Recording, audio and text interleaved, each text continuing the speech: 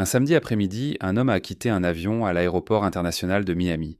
Il s'appelait Omar Abdulkadir Artan. Il avait 34 ans, était né en Somalie et venait d'Istanbul avec un passeport diplomatique et un visa à entrée unique pour les États-Unis. Il était l'un des 52 arbitres que la FIFA avait sélectionnés parmi 6 confédérations pour officier à la Coupe du Monde 2026, le plus grand tournoi de l'histoire du sport. Parvenir à ce stade n'avait pas été facile. Cela n'a jamais été facile. Artan a été soumis à 3 ans d'évaluation continue, tournois internationaux, matchs nationaux, compétitions régionales, tout cela suivi, revu et évalué par le comité d'arbitrage de la FIFA sous la direction de Pierluigi Collina, qui a décrit publiquement le groupe d'officiels sélectionnés comme les meilleurs au monde. Ce n'est pas une simple approbation. C'est le responsable principal de l'arbitrage de la FIFA, parlant au nom de l'organisation qui gère le sport, qui affirme que cet homme appartient à la plus grande scène. En 2025, la Confédération africaine de football a élu Artan meilleur arbitre masculin du continent. 54 associations membres, un seul vainqueur, moins de 3 semaines avant qu'il ne monte à bord de cet avion à destination de Miami, Artan était sur le terrain de la finale de la Ligue des champions de la CAF à Rabat le 24 mai. Il avait géré ce match, il était vif, expérimenté, préparé. Il aurait été le premier arbitre somalien de l'histoire de la Coupe du Monde. Il a subi un contrôle supplémentaire par les douanes et la protection des frontières américaines à l'aéroport international de Miami. Puis, il a été refoulé. Le CBP a publié une déclaration de exactement 4 mots. Déterminé inadmissible pour raison de vérification. Aucun détail. Aucun éclaircissement sur la nature de ces préoccupations ou leur origine. Aucun recours, aucun processus alternatif, aucune prise en charge d'urgence. L'homme que le responsable principal de l'arbitrage de la FIFA a qualifié de l'un des meilleurs au monde a été refoulé à l'entrée du tournoi auquel il avait passé 3 ans à gagner le droit d'y être. La FIFA a publié une déclaration le même jour. Elle a confirmé qu'Artan n'arbitrerait pas. Elle a indiqué que la FIFA n'est pas impliquée dans les procédures d'immigration du pays hôte, y compris les décisions de visa. Elle a souligné que, conformément aux précédents événements de la FIFA, le gouvernement hôte détermine finalement qui reçoit un visa et qui est admis sur son territoire. Lisez cela attentivement. Il n'y a aucune protestation dans ce langage. Aucune objection. Même pas un mot de regret pour ce qui vient d'arriver à un homme qui a mérité sa place grâce à 3 ans d'évaluation basée sur le mérite. Juste, nous ne sommes pas impliqués. Le gouvernement hôte décide. Cette déclaration, émise par une organisation qui avait passé 2 ans à promouvoir cette Coupe du Monde comme la plus inclusive de l'histoire, est l'une des révélations les plus marquantes de la FIFA depuis le début de la préparation. Elle montre exactement ce qui se passe lorsque les valeurs affichées par la FIFA entrent en conflit direct avec les réalités opérationnelles du pays hôte. L'organisation se retire. Omar Artan, de son côté, a fait preuve de plus de grâce que quiconque dans cette situation aurait pu l'exiger. Il a déclaré rester concentré sur les futurs défis d'arbitrage. Il a exprimé sa gratitude envers tous ceux qui l'ont soutenu. À son retour en Somalie, il a reçu un accueil de héros. Foule à l'aéroport, partisans le long des rues. Son pays a compris ce qui s'était passé, même si la FIFA a choisi de ne pas commenter directement. Le premier arbitre somalien jamais sélectionné pour une Coupe du Monde ne sera pas le premier arbitre somalien à cette Coupe du Monde. Nous sommes le 9 juin 2026, 2 jours avant la cérémonie d'ouverture à l'Azteca de Mexico. Et l'histoire d'Artan n'est pas un incident isolé, c'est l'une des 5 situations distinctes, simultanées et pleinement documentées qui définissent les 48 dernières heures avant le début officiel du tournoi. Passons en revue chacune d'elles, commencer par le Mexique, car une manifestation se déroule en ce moment, 2 jours avant la cérémonie d'ouverture, à l'endroit même où le festival des fans de la Coupe du Monde doit se tenir. Le Zócalo de Mexico, la vaste place centrale au cœur de la capitale, un espace assez grand pour accueillir 55 000 personnes lors des diffusions publiques, est partiellement occupé depuis près de 2 semaines par des enseignants en grève. Le CNTE, Coordination nationale des travailleurs de l'éducation du Mexique, a installé un camp sur le Zócalo et les rues avoisinantes dans le cadre d'un différend plus large sur les droits à la retraite. Leur revendication principale est simple. L'abrogation de la loi de réforme des retraites de 2007, qu'ils jugent avoir sapé la sécurité de la retraite des professeurs des écoles publiques. Le gouvernement mexicain a fait sa dernière offre vendredi. Le syndicat l'a rejetée. La situation est devenue conflictuelle avant même que la montre de la Coupe du Monde n'atteigne sa dernière semaine. Le 1er juin, la police de Mexico a utilisé des balles en caoutchouc et des gaz lacrymogènes pour repousser les manifestants du centre-ville, alors que la construction de la zone des fans était déjà en cours. Des milliers d'enseignants ont franchi les barrières métalliques près de l'entrée du Zocalo, à moins d'un pâté de maison de l'écran géant destiné au match d'ouverture du Mexique. Les images étaient saisissantes. Policiers anti-émeutes, nuages de gaz lacrymogène et logo de la Coupe du Monde dans le même cadre. C'était le type de visuel pour lequel aucun responsable de la communication de la FIFA n'était préparé. Après le rejet de l'offre de vendredi, le syndicat a annoncé préparer une nouvelle escalade ciblant spécifiquement la zone du Festival des fans. Les conséquences se font déjà sentir. La FIFA a annulé les séances de formation des bénévoles au Zocalo prévues cette semaine. L'infrastructure de la zone des fans, qui devait être prête pour la cérémonie d'ouverture, ne peut être finalisée tant que le camp de protestation occupe l'espace. Un porte-parole de la FIFA a confirmé l'annulation de la formation des bénévoles et a refusé de commenter davantage la situation globale de la zone des fans. Du point de vue du CNTE, le timing est entièrement délibéré. Le syndicat utilise la visibilité mondiale, la présence médiatique internationale, les centaines de millions d'yeux qui se tourneront vers Mexico à partir du 11 juin, comme levier. Chaque caméra qui cadre la célébration du Festival des fans capture aussi potentiellement ce que le syndicat veut montrer au monde. Ce n'est pas une protestation contre le football. Les enseignants ne demandent pas que la Coupe du Monde soit déplacée ou annulée, mais ils occupent le même espace physique qui devait servir de point de rassemblement emblématique du tournoi, et ils le font en toute conscience et stratégie. Le Mexique prévoit environ 5 millions de touristes internationaux en juin et juillet. Le Zocalo devait être l'une des expériences phares de l'accueil, un lieu de rassemblement central dans l'une des plus grandes capitales du monde, attirant les fans de football de chaque nation au cœur de la vie publique mexicaine. Le camp de protestation ne rend pas cela impossible, mais le complique de façon que personne du comité d'organisation de la ville n'avait envisagé lors de la candidature. Et dans les 48 heures précédant une cérémonie d'ouverture, les complications sont la dernière chose dont une ville haute a besoin. Passons maintenant aux Pays-Bas. Car la nouvelle concernant une blessure dans le camp néerlandais aujourd'hui est importante. Jurriën Timber a été exclu du tournoi. Le défenseur d'Arsenal, 24 ans, qui a joué à la Coupe du Monde 2022 au Qatar et s'est depuis imposé comme l'un des défenseurs jeunes les plus fiables et polyvalents d'Europe, a été renvoyé de la sélection néerlandaise à cause d'une blessure à l'aine qui ne s'est pas guérie assez rapidement pour qu'il soit prêt à jouer de manière médicalement responsable.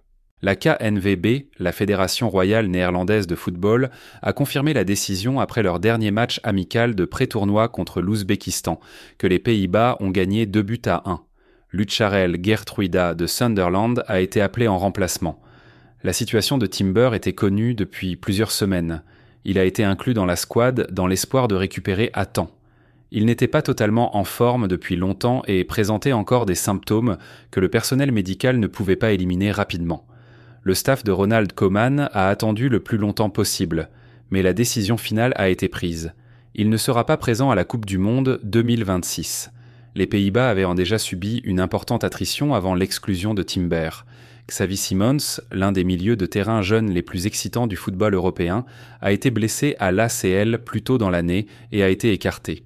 Matthijs de Ligt a dû faire face à des complications après une chirurgie du dos. Maintenant Timber. 3 joueurs seniors partis avant même que le ballon ne soit frappé au tournoi. Virgil van Dijk est toujours présent et la sélection néerlandaise conserve une réelle profondeur de qualité. Mais les Pays-Bas n'ont pas remporté de Coupe du Monde depuis plus de 50 ans et chaque perte défensive ou médiane érode la couverture nécessaire à une campagne profonde. La pression de cette sécheresse est réelle et elle se fait plus lourde lorsque votre tableau de profondeur est plus court que prévu. La situation du Canada a une texture différente. Là où les Pays-Bas ont perdu Timber à cause d'une blessure à l'aine qui ne guérissait pas, le revers du Canada est venu sous la forme de Moïse Bombito, un défenseur central de 26 ans qui a essayé, avec une détermination sincère, de revenir d'une blessure bien plus grave. Bombito s'est fracturé le tibia gauche le 5 octobre 2025, alors qu'il jouait pour l'OGC Nice lors d'un match nul 2-2 contre Monaco en Ligue 1 française. La blessure a nécessité une opération, avec insertion d'une tige métallique stabilisante dans l'os. Il a passé plusieurs mois en rééducation. Il est revenu pour le match amical de préparation du Canada contre l'Ouzbékistan à Edmonton et monté sur le terrain a tenu 30 minutes, puis a quitté le terrain en boitant pour recevoir des soins. L'équipe a insisté sur le fait qu'il n'avait pas subi de nouvelles blessures, que ce qu'il ressentait provenait de la sensibilité résiduelle du site opératoire. Mais il n'a pas pu terminer le dernier match d'échauffement du Canada contre l'Irlande à Montréal, et la décision a été prise ce week-end. Sa jambe réparée chirurgicalement n'est pas suffisamment saine pour qu'il concourt à la Coupe du Monde. Le choix a été fait pour protéger sa santé à long terme. Le Canada a jusqu'au 11 juin à 15h, heure de l'Est, 24 heures avant son premier match du groupe B contre la Bosnie-Herzégovine au BMO Field de Toronto, pour nommer officiellement son remplaçant parmi la liste provisoire. L'équipe de Jesse Marsh gère déjà les inquiétudes autour d'Alphonso Davies, qui revient d'une blessure à l'ACL et dont la forme physique est scrupuleusement suivie par le staff technique. L'équipe nationale du Canada accueille pour la première fois une Coupe du Monde. Elle veut se qualifier au-delà de la phase de groupe pour la première fois de son histoire. Perdre de la profondeur défensive avant le match d'ouverture n'est pas la situation souhaitée par aucune équipe. Enfin, il y a la situation au Sophie Stadium qui a occupé toute la semaine et n'est toujours pas totalement résolue. Unite Here Local 11, le syndicat représentant près de 2000 travailleurs de la restauration et de l'hôtellerie au Sophie Stadium d'Inglewood en Californie, a voté la semaine dernière pour autoriser une grève. 96% des membres votants ont soutenu l'autorisation de grève. Ce n'est pas une marge étroite, c'est un mandat écrasant. Les travailleurs comprennent cuisiniers, plongeurs, barman, vendeurs de stands, serveurs, les personnes qui nourrissent 69 000 supporters par match à chaque fois que le stade se remplit. Le Sophie Stadium doit accueillir 8 matchs de la Coupe du Monde, dont 2 impliquant l'équipe nationale masculine des États-Unis. Le match d'ouverture des États-Unis contre le Paraguay est le 12 juin. Le principal différend contractuel porte sur les salaires et la sécurité de l'emploi. Mais les travailleurs et les représentants syndicaux ont également été explicites sur une autre dimension du conflit, la présence de l'Immigration and Customs Enforcement, ICE, lors du tournoi. Les travailleurs d'un événement sportif international dans un stade de Los Angeles se retrouvent face à une situation où simplement se présenter pour travailler peut entraîner un risque d'immigration. Ce contexte n'est pas séparé du différend de travail. Il en fait partie. Ce matin, le 9 juin, Unite Here Local 11 et Legends Global, l'opérateur de restauration du stade, ont conclu un accord de principe. Le syndicat l'a qualifié d'accord historique et les travailleurs devaient le ratifier lors d'un vote mercredi. Un arrêt complet du travail au Sophie Stadium pendant la Coupe du Monde a été évité, au moins provisoirement. Mais le fait qu'il en soit arrivé là, que 2000 travailleurs opéraient sous une autorisation de grève sans accord à 72 heures du match d'ouverture des États-Unis, constitue déjà une histoire sur la façon dont ce tournoi a été organisé et qui a été amené à absorber les frictions de ce processus. La FIFA n'a pas commenté publiquement le différend de travail. Ce silence s'inscrit dans le même schéma que nous avons observé dans les 5 situations. Ce sont donc 5 situations distinctes qui se déroulent simultanément dans les 48 heures précédant la cérémonie d'ouverture. Le refus d'entrée d'Artan à l'aéroport international de Miami, la manifestation des enseignants bloquant la zone des fans du Zocalo à Mexico, la blessure de Timber qui décime la profondeur défensive néerlandaise, la décision concernant Bombito qui crée une crise défensive pour le Canada à la veille de son match d'ouverture, et l'impasse des travailleurs du Sophie Stadium qui a frôlé la grève avant qu'un accord de principe ne soit trouvé. Toutes documentées, toutes en direct, toutes en cours. Et sous tout cela, la question de l'affluence persiste, celle qui se construit depuis le début de l'année et à laquelle aucun communiqué de presse de la FIFA n'a suffisamment répondu. Les données répètent la même chose depuis février. Les réservations d'hôtels dans les 11 villes hautes américaines sont inférieures aux prévisions. Une enquête sectorielle auprès de plus de 200 hôtels de ces villes a révélé que près de 80% des établissements constataient des réservations en deçà de leurs prévisions initiales. Certains exploitants qualifiant en privé la Coupe du Monde d'événements non rentables sur le plan des revenus. Les réservations de vols européens vers les villes américaines en juin ont diminué d'environ 7% d'une année sur l'autre, selon les données d'analyse aérienne, et cette baisse s'est produite malgré des taux de change favorables qui auraient dû attirer les voyageurs européens vers le marché américain.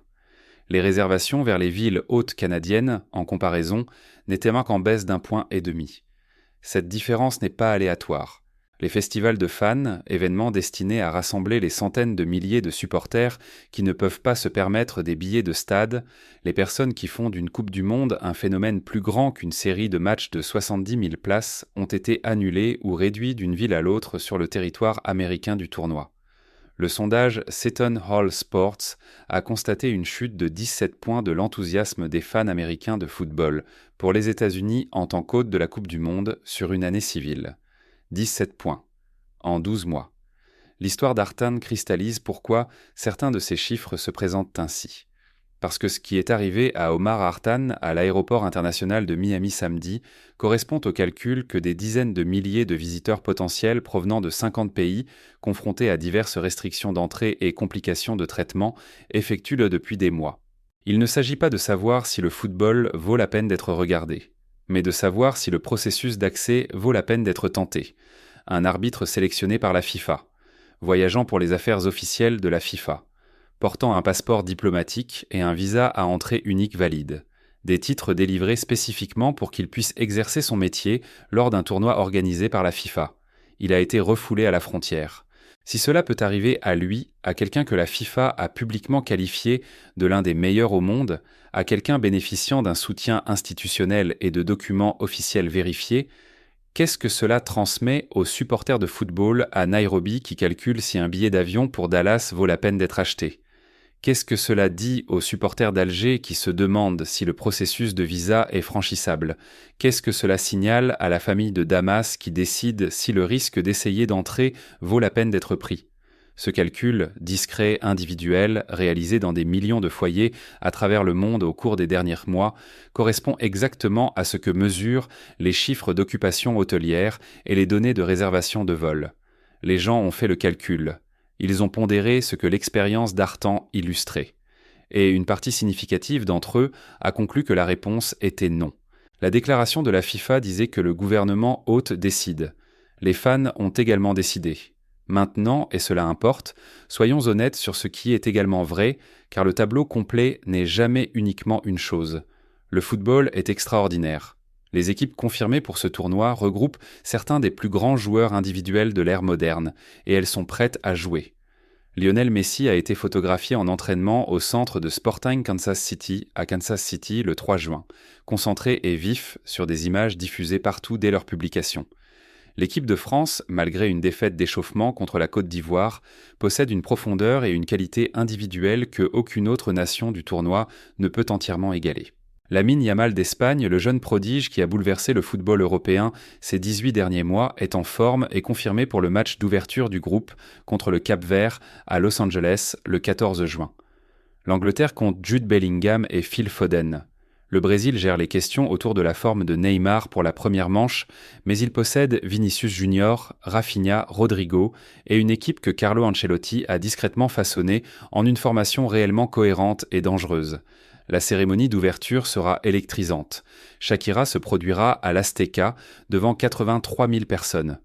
Quoi qu'il se passe au Zócalo à 2 km, quoi que le camp de protestation ressemble depuis la loge de presse, l'Azteca elle-même, le stade, la cérémonie, le moment, sera quelque chose.